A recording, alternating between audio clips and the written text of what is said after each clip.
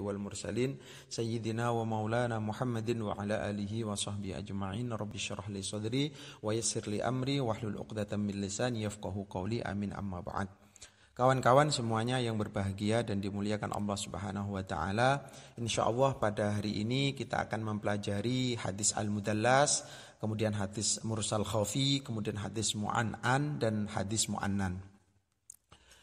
Sebagaimana pengajian atau pelajaran yang telah lampau bahwa ada banyak sebab-sebab hadis ditolak. Tetapi ulama mengelompokkan menjadi dua, yaitu satu, sebab gugurnya sanad, yang kedua adalah cacatnya perawi. Untuk yang gugurnya sanad, ulama membagi dua, ada yang zahir, ada yang batin. Yang zahir maksudnya semua pengkaji baik level bawah atau level atas mampu melakukan penelitian sendiri, mampu melakukan penelitian. Adapun yang batin, yang gugur sanadnya yang batin, ini hanya bisa dilakukan oleh pakar-pakar yang levelnya tinggi saja.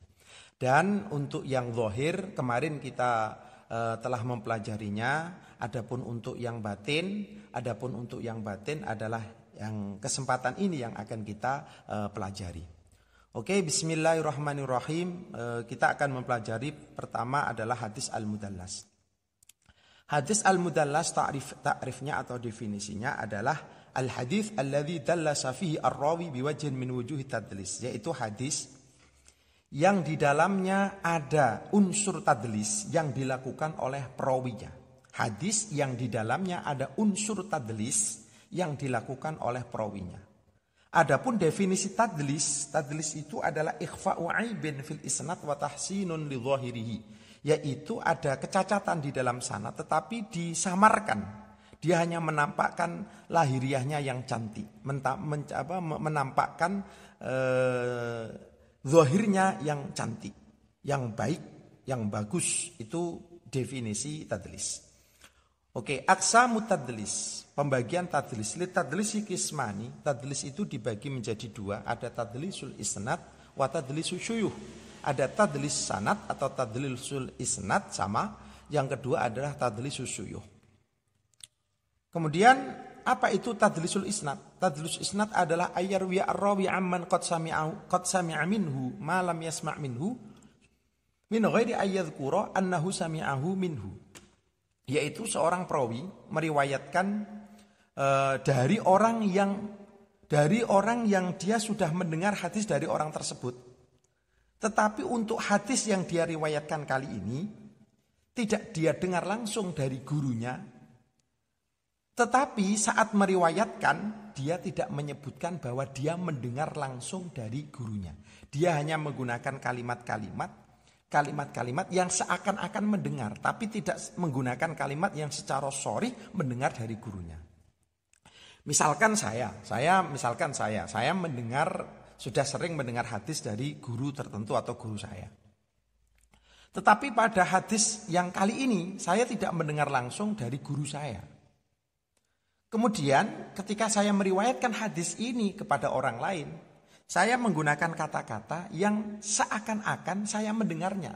Tetapi saya tidak menggunakan kata yang sharih, kata yang jelas bahwa saya mendengar dari guru saya. Itu namanya tadlisul isnad. Sehingga orang yang melihat sanad yang saya sampaikan ini seakan-akan betul-betul mutasil. Seakan-akan betul-betul saya mendengar langsung dari guru saya. Karena akan diteliti, oh ini muridnya, dia sering mendengar hadis dari orang itu. Pasti akan seperti itu. Tetapi untuk pakar tertentu mampu melakukan penelitian. Untuk hadis ini saya tidak mendengar. Nah itu disebut dengan tadlisul isnad. Kemudian yang kedua ada tadlisus syuyuh. Tadlisus syuyuh ini adalah ayyarwiya ar-rawi an syaikhin haditsan sami'ahu minhu. Seorang perawi hadis meriwayatkan hadis dari gurunya. Tetapi ketika meriwayatkan kepada orang lain, fayusammiyahu au yakniyahu au yansibahu au yasifahu bima la yu'rafu bihi kai la yu'rafu. Tetapi ketika menyampaikan, saya meriwayatkan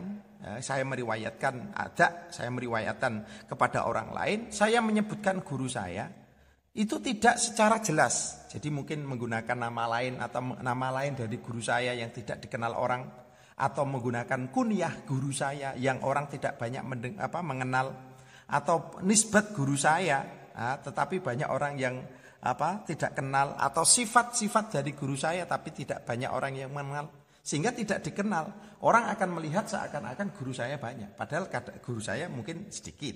Nah, itu tadlisus syuyukh. Seperti misalkan contohnya adalah ucapan Abu Bakrin bin Mujahid, salah satu daripada qurra. Beliau mengatakan hadatsana Abdullah bin Abi Abdillah. Padahal Abi Abdillah ini yang dimaksudkan adalah Abu Daud As-Sijistani. Andai dia menyebut Abu Daud kan orang semua tahu. Tapi malah justru menggunakan kunyah dari Abu Dawud. Oke. Hukum tadlis. Amma tadlisul isnad fa makruhun jiddan. Adapun tadlisul isnad ini karena bukan dusta. Kalau dusta haram, ini bukan dusta, bukan bagian dari dusta. Hanya tadlis saja. Hukumnya adalah makruh jiddan. Oke, sangat makruh. Wa amma tadlisul syuyukh fa karahatu akhafu min tadlis isnad. Adapun tadlisul syuyukh hukumnya makruh tetapi lebih ringan daripada tadlisul isnad. Oke, ini yang penting. Hukmu riwayatil mudallis. Bagaimana hukum periwayatan yang dilakukan atau yang diriwayatkan oleh perawi yang terkenal mudallis. Sebenarnya dalam kitab-kitab ulama, kitab-kitab tobaqat itu sudah ditulis tentang tobaqatul mudallisin, yaitu tingkatan-tingkatan perawi-perawi yang terkenal atau dikenal sebagai mudallis atau pernah melakukan tadlis.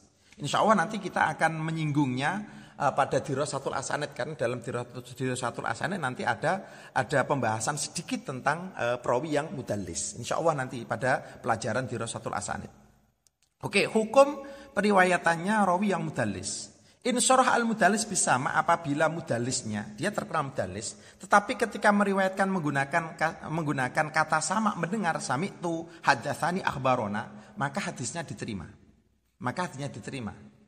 Karena menggunakan kata-kata yang dia menjamin bahwa saya mendengar langsung. Nah, saya tidak menggunakan kata-kata yang ihtimal, kata-kata yang bisa diartikan lain, tapi betul-betul saya menggunakan kata-kata yang sharih, sami'tu haddatsani. Maka periwayatannya perawi yang mudallis ini diterima kalau menggunakan kata-kata yang jelas bahwa dia mendengar. Wa ilam yusari bisama, apabila dia tidak menggunakan kata-kata mendengar langsung, bi'an ata bilafdhin muhtamilin, tetapi menggunakan kata yang ada ihtimal, yang mungkin mendengar langsung, mungkin mendengar melalui orang lain, yaitu ka'an, misalkan an. Misalkan saya mengatakan an guru saya, itu kan mungkin orang akan mengira bahwa saya mendengar langsung, tapi menggunakan an itu sebenarnya adalah kata yang ihtimal. Bisa saja saya mendengar langsung, bisa saja saya melalui orang lain dari guru saya, bisa seperti itu. Apabila menggunakan kata yang ihtimal seperti an, maka lam tuqbal riwayatuhu, maka periwayatannya tidak diterima. Kecuali kalau dia menjelaskan bahwa faidha sarraha biwasli, menjelaskan bahwa dia mutasil mendengar langsung dari gurunya, kubila, maka diterima. Bima yurafu at-tadlis, dengan apa tadlis itu dapat diketahui? Ada dua, satu ikhbarul mudallisi idza su'ila mathalan. Jadi mudallis ini menghabarkan bahwa dia memang melakukan tadlis. Oke, yang nomor dua adalah nasu imamin mi a'immati hadza sya'ni. Ya, ada penjelasan atau testimoni dari ulama-ulama yang levelnya pakar bahwa dia adalah mudallis. Setelah melakukan penelitian yang luas lah. Oke, kemudian hadis yang kedua al-mursal al-khafi. Ini juga salah satu hadis yang hanya pakar yang level tertentu saja yang bisa melakukannya. Hampir mirip seperti al-mudallas, ya, mursal khafi ini hampir mirip seperti al-mudallas tapi beda. Ta'rifuhu, definisi al-mursal al-khafi, ayyarwiya amman laqiyahu, dia meriwayatkan dari orang yang pernah dia jumpai. Jadi pernah jumpa, tetapi dia sebenarnya tidak pernah meriwayatkan dari orang tersebut. Walam yasma' minhu, juga tidak mendengar hadis dari orang tersebut. Au asarahu, atau satu masa dengan orang tersebut. Walam yalqahu, tetapi tidak ketemu. Jadi satu masa tapi tidak pernah ketemu, atau pernah ketemu tapi tidak pernah mendengar hadis dari orang tersebut.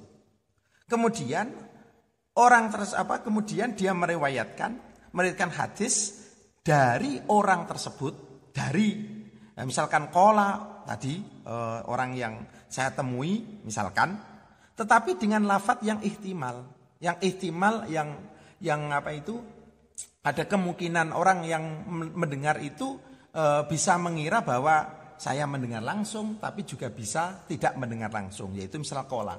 Misalkan saya semasa dengan, contoh misalkan saya semasa dengan Kiai Sahal, Kiai Sahal Mahfud misalkan. Saya pernah ketemu, tapi saya tidak pernah meriwayatkan hadis dari beliau, ini sekedar contoh saja. Kemudian saya meriwayatkan kola Kiai Sahal Mahfud. Kola Kiai Sahal Mahfud. Oke. Atau saya satu masa tapi tidak pernah ketemu, misalkan siapalah, misalkan Syed Muhammad Alawi Al-Maliki, satu masa dengan saya. Tapi saya tidak pernah ketemu, kemudian saya mengatakan qala Syed Muhammad Alawi Al-Maliki. Nah, yang demikian itu disebut dengan mursal khafi. Oke. Yang berikutnya adalah hadis al-mu'an'an dan mu'annan. Sebenarnya hadis mu'an'an dan mu'annan ini tidak terkait erat dengan gugur sanad yang khafi. Tetapi ada sisi persamaannya saja. Makanya di dalam hadis mu'an'an dan mu'annan ini hukumnya tidak melulu dhaif, tetapi kadang-kadang sahih, kadang-kadang dhaif. Bahkan kadang-kadang juga hasan. Ini hadis mu'an'an dan mu'annan. Tapi ada satu persamaannya, yaitu sama-sama sulit diteliti mutasil atau tidaknya. Sehingga ulama mencantumkan setelah pembahasan mudallas dan al-mursal khafi. Oke, apa itu hadis mu'an'an? Ta'riful mu'an'an huwa qaulu rawi, yaitu ucapan rawi fulanun an fulanin. Misalkan saya an fulan min ghairi lafdhin sharihin bisama awit tahdits awit ihbar, dengan tanpa menggunakan kalimat yang sharih mendengar atau diceritakan hadis oleh gurunya atau dikhabarkan hadis oleh gurunya. Itu mu'an'an. Hukmuhu, bagaimana hukum mu'an'an? As-sahih alladhi alaihi al-amal, pendapat sahih yang diamalkan, digunakan oleh ulama, dan itu adalah perkataan dari jumhur ulama ahli hadis, fikih dan usul. Riwayat mu'an'an itu dianggap muttasil, tapi dengan syarat satu, alla yakuna al-mu'an'inu mudallisan. Mu'an'annya yang meriwayatkan dengan yang meriwayatkan dengan itu tidak terkenal mudallis, tidak terkenal mudallis. Jadi misalkan kita melihat dalam sanad hadis an Zaid misalkan. An Zaid, siapa yang mengatakan an Zaid? Oh, misalkan Umar misalkan. Umar an Zaidin. Oke, kita akan teliti. Umar ini mudallis atau tidak? Umar ini mudallis atau tidak? Kalau Umar mudallis dan dia menggunakan an, maka periwayatannya kita tolak. Termasuk kategori hadis dhaif, tidak mutasil. Oke, tapi ini hukum secara umum ya. Ini hukum secara umum demikian. Karena kadang-kadang mudallis menggunakan an tapi diterima apabila mudallisnya pada tobaqah tertentu. Tapi secara umum ditolak. Oke, 2, thubutul liqa. Pernah ketemu antara mu'an'in dan orang yang man an ana mi anhu. Jadi tadi misalkan Umar dan Zaid itu pernah ketemu. Thubutul liqa, pernah ketemu. Ini adalah pendapat Imam Al-Bukhari dan beberapa ulama yang lain. Ketiga, ayyumkina liqa'u ba'dihim ba'dhan. Tetapi pendapat yang ini, yang ketiga ini sebenarnya ada perbedaan dengan pendapat yang pertama, yaitu ini pendapatnya Imam Muslim, tidak mesti ketemu, tetapi mungkin ketemu. Artinya mu'asyarah, satu masa. Jadi kalau bukan perawinya bukan mudallis dan orang yang guru dan murid tadi misalkan Umar dan Zaid tadi itu pernah satu masa mu'asyarah, satu masa. Walaupun tidak diketahui secara pasti pernah ketemu atau tidak, maka sudah cukup untuk dihukumi hadisnya muttasil. Oke.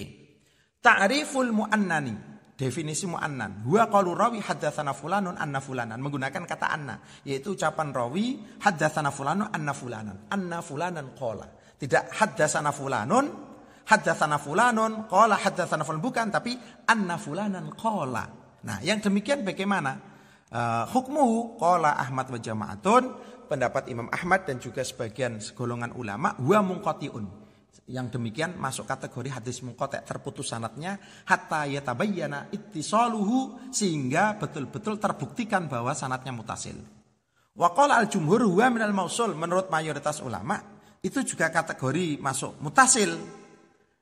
Ai anna seperti an ya, hukumnya seperti an. Wa mutlaqu mahmulun ala sama' bisyurut al-mutaqaddimah. Tetapi kalau mutlak tidak ada penjelasan apa-apa, menurut jumhur, maka anna fulanan qala itu maksudnya adalah mendengar langsung apabila yang meriwayatkan bukan mudallis dan pernah satu masa mu'asyarah menurut Imam Muslim, atau pernah liqa, pernah ketemu menurut Imam Al-Bukhari, Imam Ibnul Madini dan ulama yang lain.